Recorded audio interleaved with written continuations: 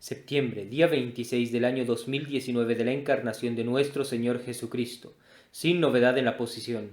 La silla del bienaventurado Pedro continúa vacante desde la muerte de su santidad Pío XII el 9 de octubre de 1958. San Cipriano y Santa Justina, Virgen, mártires.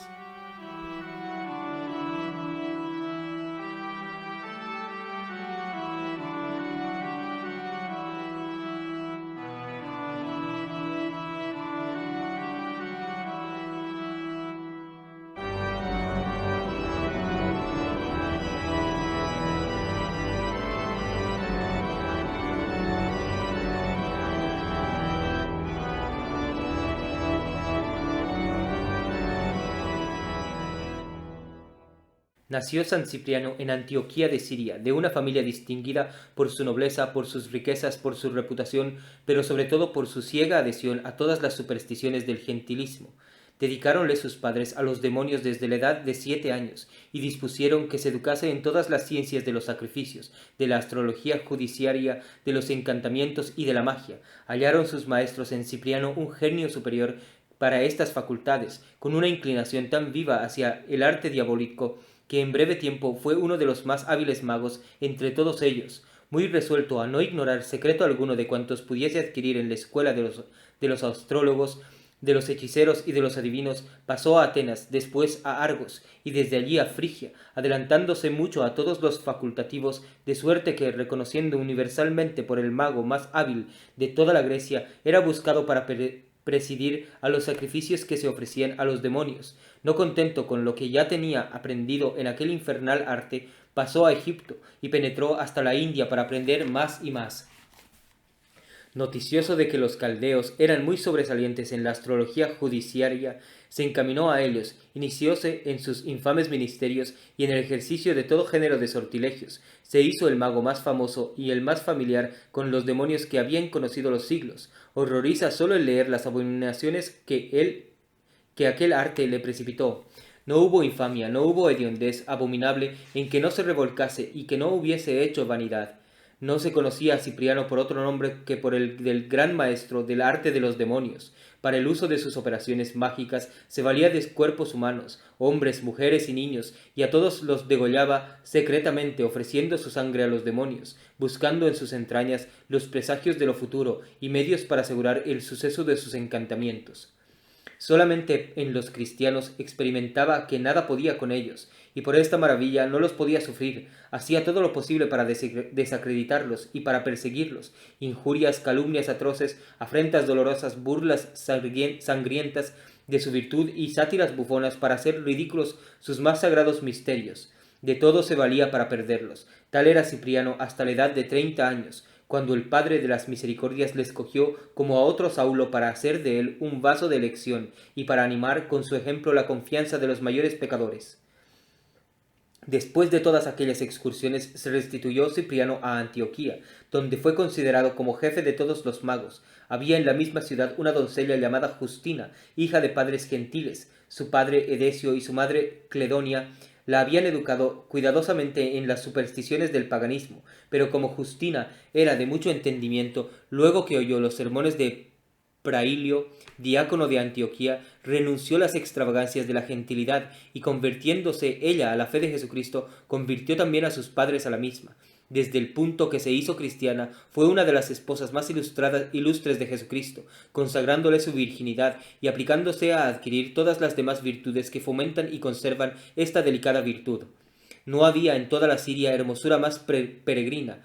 Era la modestia su virtud favorecida, por lo que rarísima vez se dejaba ver en público, y siempre cubierta con su manto o con su velo, pero todo su cuidado en que ninguno le viese no bastó para que dejase de lograrlo un joven llamado Agladio, el cual quedó tan ciegamente prendado con su belleza y de encendido con su corazón un fuego tan infernal y tan impuro que formó en él una violentísima pasión. No perdonó medio alguno el idólatra joven para satisfacerla, pero experimentando inútiles todas sus diligencias, recurrió a Cipriano, no teniendo duda de que sus mágicos hechizos le facilitarían el medio de lograr sus perniciosos intentos. Hallábase el mismo Cipriano furiosamente abrazado en igual o mayor lascivo fuego por Justina, pero disimulándolo se ofreció desde luego a trabajar en la empresa con tanto empeño como quien trabaja para sí. Valióse de los más poderosos medios de la magia para hechizar a la Virgen de Jesucristo, pero todo inútilmente. Ofreció a los demonios los más abominables sacrificios, invocólos, y ellos se lo prometieron todo, sintiéndose con efecto la castísima doncella asaltada de horribles tentaciones y atemorizada con visiones horrorosas, pero sostenida de la gracia que mereció con sus continuas oraciones, con sus espantosas penitencias y sobre todo con la confianza en la poderosa protección de la Santísima Virgen, de quien era muy devota desde su conversión, llamándola su querida madre, salió siempre triunfante y victoriosa. En vano ponían en movimiento los demonios cuantos malignos artificios podían inventar para derribarla. En vano le intentaban atemorizar poniéndosele delante en figuras horrorosas. En vano la golpeaban hasta ponerla en peligro de la vida. Solo con hacer la señal de la cruz se desvanecían todas aquellas ilusiones y ponían en vergonzosa fuga a todas las potestades del infierno. Observaba San Gregorio que mientras duraban aquellos violentos combates no cesaba de invocar a la Santísima Virgen, suplicándola favoreciese a otra Virgen, cuya castidad corría tanto peligro y que a la Purísima Señora la aseguró de la victoria. Agitado Cipriano del furor de su pasión y lleno de indignación por considerarla sin remedio, se volvió colérico contra el demonio, y dándole en cara con la pobreza de sus fuerzas, le dijo: «¿Pues qué? ¿Es tan limitado tu poder que no le tienes para rendir a una tierna doncellita? Tú, que tanto ponderas la irresistible fuerza de tu brazo y que tantas ocasiones has hecho tan portentosas maravillas, ¿qué mudanza es esta? ¿De dónde nace esta novedad? ¿Quién protege a esta tierna doncella contra ti? ¿De qué armas se vale para burlarse de todos tus esfuerzos?» Forzado entonces el demonio por una virtud superior, le confesó la verdad y le dijo que el Dios de los cristianos era el soberano Señor del cielo, de la tierra y del infierno, que ningún demonio podía resistir a la señal de la cruz, que Justina hacía continuamente, y con esta señal, luego que alguno se le acercaba para tentarla, la ponía precipitada a fuga. Según eso, replicó Cipriano, muy loco he sido yo en haberme dedicado a servir a un señor que es más poderoso que tú. Si sola la señal de la cruz en que murió ese Dios de los cristianos puede tanto, ¿qué poder no tendrá el mismo Dios? No quiero ya creer en tus prestigios. Renuncio a tus sortilegios y espero que desde este mismo punto el Dios de Justina será también el mío. Irritados los demonios de que se les escapase aquel por cuyo medio habían conquistado a tantos, se apoderaron al punto de su cuerpo, pero presto dejaron la posada, dice San Jerónimo, compelidos de la gracia de Jesucristo, que se hizo dueño de aquel corazón. Muchos y muy violentos combates tuvo que sufrir contra los enemigos de su salvación y contra sí mismo para romper sus inveteradas costumbres en el pecado, pero el Dios de Justina, al cual no cesaba de invocar desde que conoció su poder, le sacó victorioso de todo. Tenía Cipriano un amigo llamado Eusebio, que era cristiano, y muchas veces le había amonestado que dejase aquella infame profesión. Buscóle Cipriano, y deshaciéndose en lágrimas le dijo: «Ya, en fin, amado amigo, reconocí mis errores, y palpé mis descaminos. Dime claramente si tu Dios, a quien desde luego confieso por único Dios verdadero, se dignará recibir en el número de sus siervos a un hombre tan malvado como yo, y si podrá alentarse mi esperanza a tener alguna parte en sus misericordias». Gozosamente sorprendido Eusebio en vista de tan milagrosa mudanza, le dio 1000 enhorabuenas y le animó a esperarlo todo de la misericordia del Señor, cuyos efectos experimentaba ya en aquella misma conversión. Sirvióle mucho aquel buen amigo en los primeros días de prueba, porque los demonios, viendo que Cipriano perseveraba firme en su resolución, pusieron en ejecución todos sus enredos, todas sus tentaciones y todos sus artificios para perderle, irritaron todas sus pasiones aquellos espíritus orgullosos, impuros y hediondos, poniendo verdaderamente en terribles pruebas su generosa resolución, pero fortalecido Cipriano con la divina gracia, sostenido y alentado con los buenos consejos de su amigo Eusebio, resistió a todos los esfuerzos del infierno, hacía incesantemente sobre sí la señal de la cruz, tenía de continuo en la boca y en el corazón el sagrado nombre de Jesucristo, y no cesaba un punto de implorar la asistencia de la Santísima Virgen. Viendo los demonios que le salían mal todos los demás artificios, acordaron tentarle por el camino de su desesperación, tentación que no fue la menor, sino quizás la más peligrosa de todas. Representáronle que el Dios de los cristianos era a la verdad el único verdadero Dios, pero que era un Dios de pureza, un Dios que castigaba con extrema severidad las menores culpas, que cuyo excesivo rigor ellos mismos eran prueba más convincente, pues por un solo pecado de orgullo eran víctima de su eterna cólera, que no había perdón para él, y que para que ya estaba preparado un lugar en lo más profundo del infierno por la enormidad de sus pecados, ya no tenía que esperar la misericordia. El único y mejor partido que le restaba era divertirse y dar gusto a sus pasiones mientras le durase la vida. En gran peligro puso a la salvación de Cipriano esta terrible y apretada tentación. Su amigo Eusebio le sostuvo muchas veces para que no desconfiase de la misericordia de Dios, y temiendo que al cabo le rindiese, lo llevó consigo a Antimo, obispo de Antioquía. Al principio receló el santo prelado que se ocultase alguna superchería bajo aquellas apariencias de conversión, y desconfió mucho así de las palabras como de las lágrimas del famosísimo mago, pero instruido bien de que todo lo que había pasado, del motivo de su conversión y de la generosidad con que había resistido a todas las pruebas, le esforzó, le catequizó y le dispuso para recibir el bautismo. Informada ya por este tiempo Santa Justina de todo lo que pasaba y de la conversión milagrosa de Cipriano, no cesaba de implorar para él la misericordia del Señor, con rigurosas penitencias y con fervientes oraciones. Hallándose Cipriano suficientemente instruido y cada día más confirmado en su resolución, llevó todos sus libros de magia al santo obispo, y para convencer a todo el mundo de la sinceridad de su conversión, él mismo quiso quemarlos por su propia mano en presencia de todos los fieles, reengendrando ya a la gracia por el santo bautismo. Fue después tan celoso cristiano como antes había sido hábil y pernicioso mago, haciendo su conversión tanto fruto como ruido, y transformando a su defensor y predicador en la fe de Jesucristo. Convirtió un prodigioso número de gentiles. Tuvo Santa Justina tanto gozo de esta insigne conversión, que en testimonio de su reconocimiento al autor de ella, encendió, dice San Cipriano, una lámpara que cortó los cabellos para consagrarlos a Dios. Vendió todas sus galas, joyas y muebles, con todo lo que tocaba a su dote, y repartió el precio entre los pobres. Su padre y su madre también ofrecieron a Dios la casa, y se la concedieron para que se convirtiese en iglesia. Eusebio fue reconocido desde entonces como el ángel del Señor, y a instancia de todos los fieles fue ordenado de presbítero, afligido en cuyo favor así había cometido Cipriano tantos y tan abominables pecados. Reconoció la flaqueza de los embustes de los enemigos, se hizo cristiano y distribuyó toda su hacienda entre los pobres. Hizo San Cipriano maravillosos progresos en los caminos de Dios. Desde entonces fue su vida un continuo ejercicio de la más rigurosa penitencia. Dejábase ver algunas veces con la puerta de la iglesia, con la cabeza desnuda, cubierta de ceniza, postrado en tierra y pidiendo a todos los fieles que implorasen la misericordia de Dios por aquel miserable pecador, para humillarse más y para abatir a su natural orgullo. Consiguió, a fuerza de grandes ruegos, que le encargasen el cuidado de limpiar y de barrer la iglesia. Vivía en compañía del presbítero Eusebio, a quien siempre consideró y veneró como a su Padre en Jesucristo, y aquel Señor que se complace en derramar los tesoros de su misericordia sobre los humildes y sobre los mayores pecadores verdaderamente arrepentidos, le concedió el don de milagros. Como estaba dotado de una elocuencia natural y persuasiva, empleó sus talentos en convertir a los idólatras. Fue en esto extraordinariamente feliz, y aumentó tan considerablemente el rebaño de Jesucristo, que se asegura que después de la muerte de Antimo, todos los fieles le escogieron unánimemente por su pastor, y que fue sucesor suyo en la silla de Antioquía.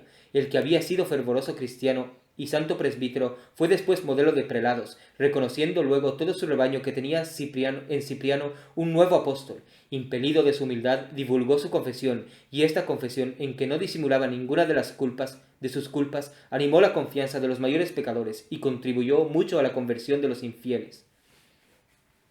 Hacía mucho ruido en el mundo el nombre de San Cipriano, sus extrañas aventuras, su celo en las conquistas, que hacía diariamente extendiendo el reino de Jesucristo, por lo que no podía menos de llegar a noticia de los emperadores. Hallábase a la sazón Diocleciano en Nicomedia, e informado así de las maravillas de Cipriano como de la eminente santidad de la Virgen Justina, los mandó a prender Eutolmio,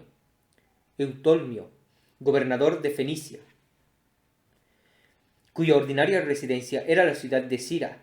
Hizo que se le condujesen al mismo tiempo y que fuese arrestada Santa Justina en Damasco, donde se había retirado con un crecido número de otras santas doncellas. Habiendo comparecido ambos en presencia del juez, respondieron con tanta constancia y con tanta generosidad, confesando la fe de Jesucristo con tanta resolución, que Eutolimo quedó sorprendido, mas no queriendo creyese alguno que favorecería a los cristianos, mandó despedazar a azotes a Santa Justina, y al mismo tiempo hizo suspender en el aire a San Cipriano, y que le desollasen y surcasen el cuerpo hasta los huesos con uñas de acero y garfios puntiagudos. de modo que se causaba un horror aún a los mismos paganos, pero como este terrible tormento no debilitase un punto su firmeza, mandó que los encerrasen en prisiones separadas, y viendo que ni sus amenazas ni sus promesas hacían impresión en el ánimo ni en el corazón de los generosos mártires, ordenó que cada uno de ellos fuese metido en una caldera de cobre llena de pez, grasa y cera derretida.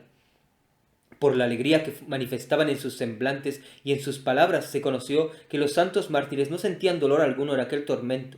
Hasta se notó que no tenía fuerzas ni calor el fuego, que estaba debajo de la caldera. Hallábase presente un sacerdote de los ídolos llamado Atanasio, grande mago, y en otro tiempo compañero y discípulo de Cipriano, el cual persuadió que todo aquello era efecto de los hechizos y encantamientos de su antiguo maestro. Vínole la gana de hacer lo mismo con el fin de desacreditar las maravillas de San Cipriano, y luego hacerse hombre famoso y recomendable a todo el pueblo, habiendo hecho pues sus invocaciones a los demonios, sus imprecaciones y sus ceremonias mágicas, se arroja precipitadamente en una caldera, pero no bien entró en el fuego cuando quedó reducido a ceniza. Con este suceso quedaron nuevamente aplaudidas y estimadas las maravillas de nuestro santo, de modo que le faltó poco para que se sublevase en su favor toda la ciudad. Intimado el juez tomó el partido de remitir los santos mártires a Diocleciano, que a la sazón se hallaba en Nicomedia, y le escribió todo lo sucedido. Luego que Diocleciano leyó la carta, mandó que sin otra formalidad ni proceso le cortasen la cabeza, lo que ejecutó inmediatamente el día 26 de septiembre a la orilla del río Gallo, que pasa cerca de la ciudad. Otro cristiano llamado Teoctisto, que había declarado bastantemente su profesión, acercándose a la oreja de San Cipriano para hablarle en secreto, recibió la misma corona que ellos, siendo condenado por la propia sentencia. Era un marinero que acababa de desembarcar en Bitinia y venía de las costas de Toscana. Noticiosos sus compañeros de lo que había pasado, acudieron a llevarle los santos cuerpos, a pesar de los guardias apostados, para estorbar que se les diese sepultura. Fueron llevadas a Roma estas preciosas reliquias y allí estuvieron ocultas mucho tiempo en casa de una virtuosa señora, hasta que otra señora no menos piadosa llamada Rufina, descendiente del emperador Claudio II, les mandó edificar una pequeña iglesia en tiempo del emperador Constantino, de donde en fin fueron trasladadas a la iglesia de San Juan de Letrán. Por otro nombre, la Basílica de Constantino. Venéranse en Tolosa una porción de estas santas reliquias.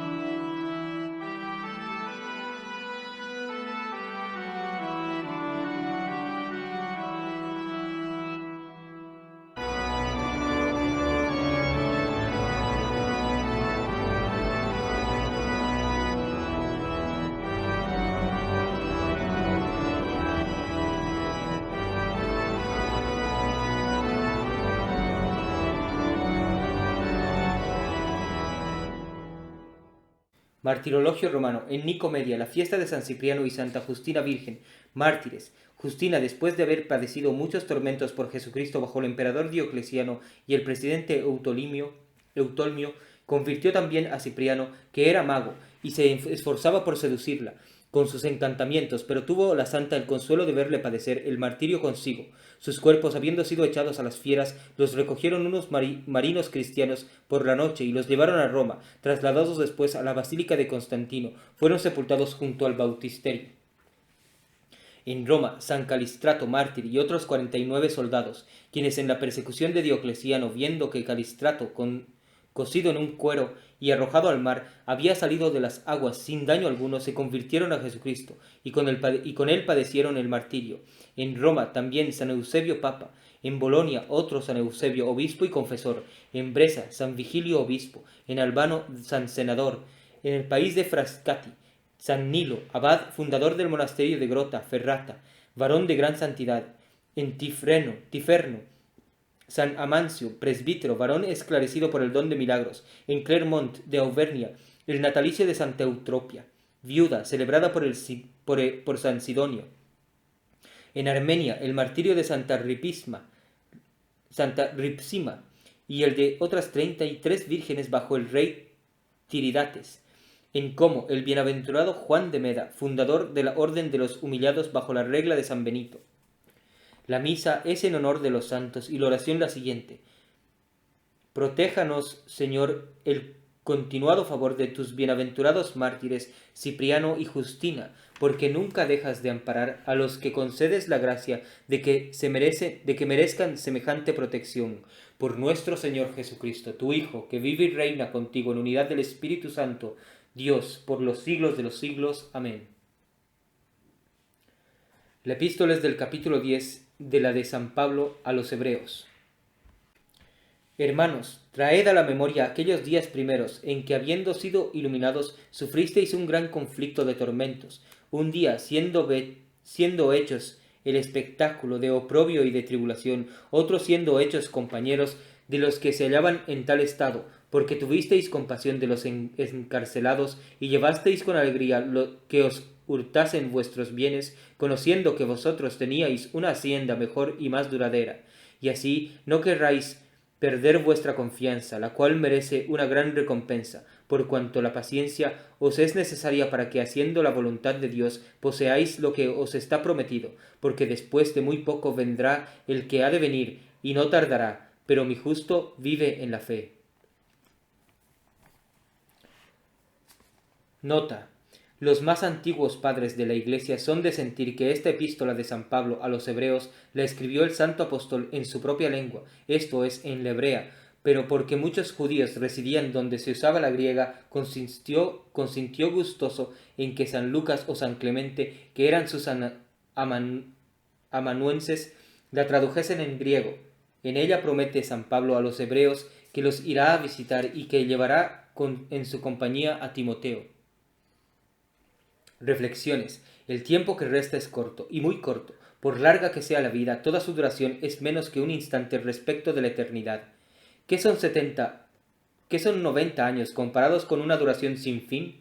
Como un punto, como menos que un punto respecto de la extensión de este vasto universo. Tiempo vendrá en que este punto, añadido de 1000 en 1000 años a otro punto, llenaría todo este espacio del mundo y otros 10.000 espacios mucho más dilatados que él. Pero la eternidad no habría perdido ni un solo instante de su duración. Multiplica números sobre números, y después de haber considerado esta multitud casi infinita de siglos en que se pierde la imaginación, no se ha disminuido ni un solo momento de la espantosa eternidad. Con todo eso, la felicidad o la infelicidad infinita de esta eternidad incomprensible y espantosa depende del bueno o del mal uso de este punto de tiempo. Y este tiempo se administra con tan poca economía, y se aprovecha tan poco de este tiempo, y este tiempo se deja pasar y se deja perder como si su pérdida fuese de ninguna consecuencia. Buen Dios, y qué visiblemente acredita esta conducta nuestra poca fe y nuestra poca religión. El joven imagina delante de sí una carrera, cuyo término apenas alcanza a ver, pero pocos llegan tan allá como la edad les promete, y ninguno deja de hallarse en la última hora mucho antes de lo que él se imaginaba. El que se halla en una edad avanzada cuenta con no sé qué fondo de salud y de robustez, que se parece no se ha de alterar jamás, y siempre fija la época de su muerte a algunos años más allá. Ni aun se cree que la misma vejez nos ha acercado al fin de la vida. Sea falta de entendimiento o falta de religión, pocos viejos consideran próxima su muerte.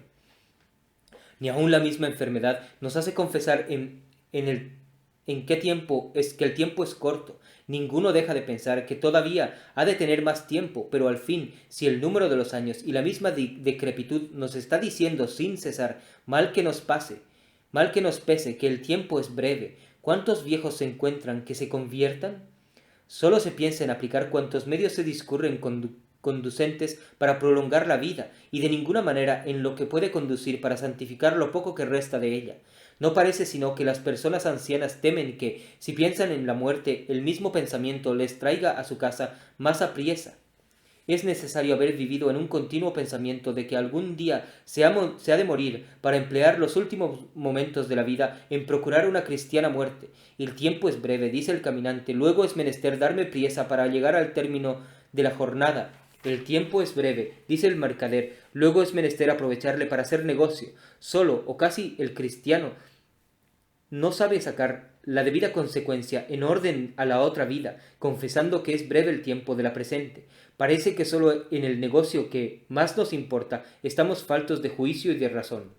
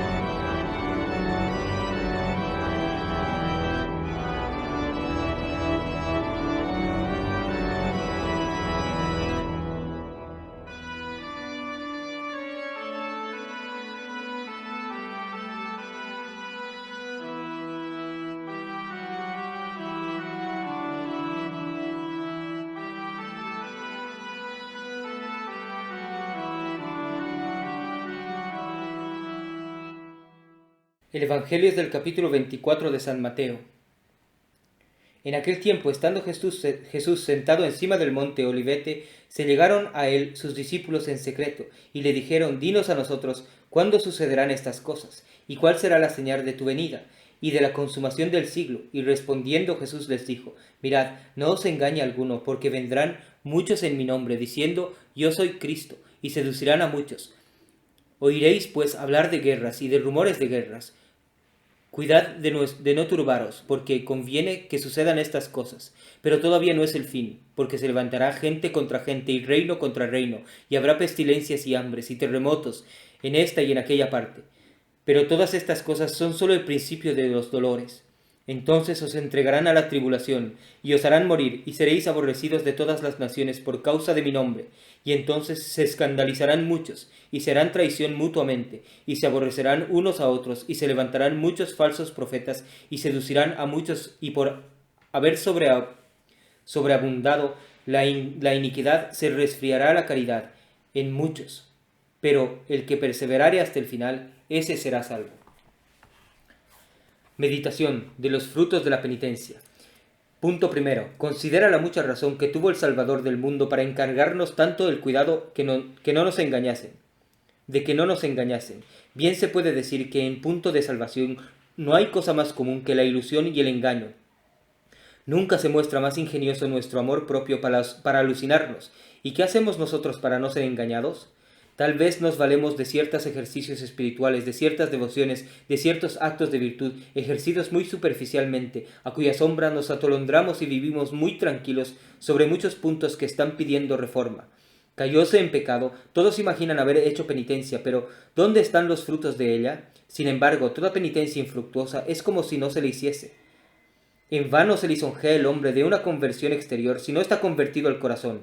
Los frutos de penitencia no se entienden solamente las maceraciones del cuerpo, sino principalmente la mortificación de las pasiones y la reforma de las costumbres. Estos son propiamente los frutos que espera Dios de nuestra penitencia. La frecuencia de sacramentos, la oración y las buenas obras son sin duda grandes medios para llegar a la perfección, pero si no obstante unos medios tan poderosos no mantenemos siempre imperfectos, siempre altivos, impacientes, envidiosos, inmortificados y coléricos, ¿se podrá contar mucho con el uso de esos medios? Actos son de penitencia y las austeridades corporales, pero el fruto de esta penitencia exterior debe ser la mortificación de las pasiones y la reforma de las siniestras inclinaciones del alma. ¿De qué servirá un exterior humilde y reformado si se abriga la hiel en el corazón y si el orgullo secreto es la pasión dominante? Pero no basta llevar frutos de penitencia, son tan comunes las adversidades en esta vida y tan frecuentes los trabajos, que en este sentido apenas habrá árboles estériles. Es menester producir frutos dignos de penitencia, es decir, frutos verdaderos de penitencia, dignos de ser presentados al Señor, agradables a sus divinos ojos, y que sean de su gusto. ¿Tienen estas calidades los que yo he producido hasta aquí? ¿Son de esta especie? Esos ayunos tan mal observados, esas mortificaciones de tan poca duración y tan ligeras, esas muestras, esas apariencias de arrepentimiento y de penitencia, ¿no son frutos verdes y traídos que nunca llegan a madurar? Mi Dios, ¿y cuánto es de temer que el tiempo de la cosecha, en que tomáis cuentas tan exactas y en que el padre de familias examina tan escrupulosamente lo que produce en sus tierras, no nos hayamos alcanzados de muchas partidas? Punto segundo. Considera que la penitencia sin fruto es penitencia sin mérito. ¿Cuántos padecen sin que reciba Dios sus trabajos? Son muchos los afligidos, pero pocos los penitentes. La vida religiosa es un continuo ejercicio de penitencia, y no sería mucha desgracia haber llevado sin fruto una vida austera y penitente. Pero, ¿qué fruto? Un religioso entregado enteramente a la tibieza y a la relajación, un religioso todo lleno, todo ocupado del espíritu del mundo, ¿qué fruto puede sacar de su penitencia? Oh, y qué necedad es no quererse aprovechar de los frutos de la cruz que necesariamente se lleva a cuestas. Por eso, no parecería más, antes se perdería mucho menos, porque los frutos, aunque se presenten amargos, son verdaderamente dulces y sabrosos. No se percibe esta dulzura porque se busca la satisfacción fuera de la cruz. Ninguno hay que no tenga mucho que padecer en esta vida. En todas partes hay trabajos, ni están exentos de ellos los que viven con mayores conveniencias. Todo terreno produce este género de plantas. ¿Qué dejaremos perder del fruto que dan? Padezcamos a lo menos con paciencia, ya que no seamos tan santos y tan generosos, y padezcamos con alegría. Ofrezcamos nuestros trabajos a Jesucristo, uniéndolos con los suyos. Aceptémoslos como castigo muy merecido por nuestros pecados. No por eso nos afligirán más, y por otra parte no será más sin fruto. Antes harán parte del fruto de nuestra penitencia. Nos costará mucho trabajo el hallar los miserables frutos de nuestras pasiones, de nuestras inclinaciones viciosas y los que produce el terreno de nuestra iniquidad. Pero ¿cuánto nos costará encontrar los frutos dignos de nuestra penitencia? Sin embargo, el día va declinando, el tiempo de la cuenta se acerca. Hallámonos casi al fin de la carrera, tocamos la sepultura con el pie. ¿Quién nos asegurará de lo contrario? ¿Qué frutos ha dado hasta aquí nuestra penitencia? Frutos secos y amargos, por no haberlos dulcificado el riego de la divina gracia. Frutos verdaderamente podridos por la impaciencia, el enfado y el desabrimiento con que ha ido acompañada nuestra penitencia. Frutos inútiles y sin sazón, porque la cobardía, la inconstancia y el haber vuelto a la pasión nos los dejó madurar. Y en medio de eso, esta es toda nuestra provisión, este es, por decirlo así, todo el descargo con que salimos de este mundo para comparecer ante este tribunal de la divina justicia. Mi Dios, todavía estoy por vuestra infinita misericordia en estado de hacer menos infructuosa mi penitencia. Confieso que por áspera y por larga que sea, nunca será correspondiente a mis maldades, pero espero con el auxilio de vuestra divina gracia hacer en adelante frutos de penitencia que no merezcan ser desechados de vos. Jaculatorias. Vos sabéis, Señor, las lágrimas que me han costado mis culpas. Llorárelas por toda la vida sin exceptuar aún el tiempo destinado al necesario descanso, porque regaré mi cama con las lágrimas de mis ojos. Bien veis, Señor, lo que siente mi corazón, y testigo sois de mis lágrimas y de mis suspiros. Propósitos. 1. Asombro es que los más obligados a hacer penitencia sean los que menos hacen. Cuántas imposibilidades quiméricas o a lo menos cuántas dificultades insuperables se alegan cuando se trata de admitir una ligera penitencia por las más enormes culpas. Pocas señoras del mundo, pocos jóvenes disolutos pueden ayunar. ¿Qué digo ayunar? Los más pretenden que se les debe dispensar hasta la más mínima abstinencia.